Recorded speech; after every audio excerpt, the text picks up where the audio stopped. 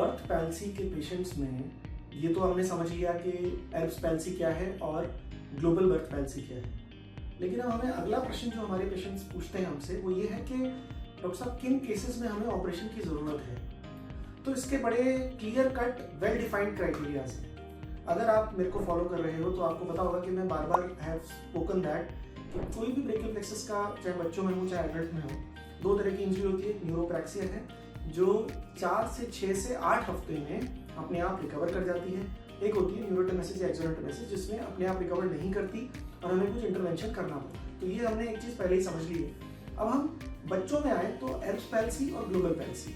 तो global birth palsy में it is very clear कि अगर 3 महीने पर बेबी के हाथ में कहीं भी कोई मूवमेंट की रिकवरी नहीं हुई है तो उसको कुछ ना कुछ सर्जरी की जरूरत पड़ेगी। जिस पर बेबी का हाथ नहीं चल रहा है that is a very poor sign and इसमें हमें बहुत डिले नहीं करनी चाहिए। तो वी आर वेरी क्लियर कि ग्लोबल पैल्सी के बच्चे में हाथ की रिकवरी नहीं है, अगर 3 महीने में शोल्डर एल्बो किसी भी चीज़ की रिकवरी नहीं है तो then we have to go for surgery. तो उसमें देयर इज नो कंफ्यूजन। अब आती है एल्ब्स पैल्सी जिसमें पार्शियल ब्रेकियल प्लेक्सस इंजरी हुई है बच्चे में और शोल्डर और एल्बो नहीं चल रहा है लेकिन हैंड चल रहा है। ऐसे बच्चों में हम क्या देखना है हमें कि कुछ गाइडेंस मिले कि हम कब सर्जरी करें।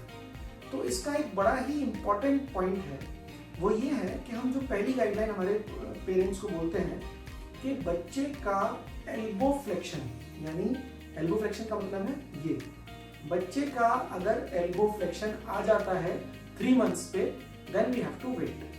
अब इसको मैं एक और चीज से तरीके से बताता हूँ।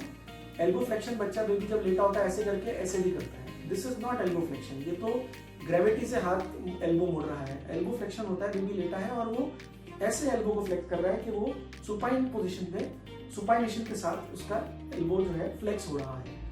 This is not elbow flexion, this is elbow flexion. तो ये एक पॉइंट हम अपने जो बेबीज होते हैं उनके पेरेंट्स को समझाते हैं कि भाई 3 मंथ्स तक वेट कीजिए, आप बेबी का वेट बढ़ने दीजिए और अगर 3 मंथ्स पे एल्बो फ्लेक्शन आ जाता है then we have to further wait कि आगे हमें और वेट करना है कि देखना है कि और शोल्डर की रिकवरी कैसे होती है। लेकिन अगर 3 मंथ्स पे एल्बो फ्लेक्शन नहीं आया है तो हम पेशेंट्स के रिलेटिव्स को यही समझाते हैं, और हाथ बहुत अच्छा है, हैंड इज वेरी गुड, तो हम उनको ये ऑप्शन देते हैं कि देखिए हम और 3 महीने तक वेट कर सकते हैं कि एल्बो के आने का। अगर वो नहीं आया देन डेफिनेटली एट 6 मंथ्स जब एल्बो फ्लेक्शन नहीं है वी विल रिकमेंड सर्जरी। लेकिन अगर बेबी का हैंड उतना अच्छा नहीं है, थोड़ा सा पुअर है, तो हम 3 मंथ्स पे भी कई बार पेशेंट्स के रिलेटिव्स को बोलते हैं कि भाई एल्बो फ्लेक्शन भी नहीं आया और हैंड भी बहुत स्ट्रांग नहीं है, then we might have to consider intervention at 3 months. But as a protocol 3 से 6 महीने इज अ गोल्डन टाइम। ऐसा जरूरी नहीं है कि 3 महीने पे ही करें, क्योंकि और भी एक इंपॉर्टेंट फैक्टर जो हमें देखना होता है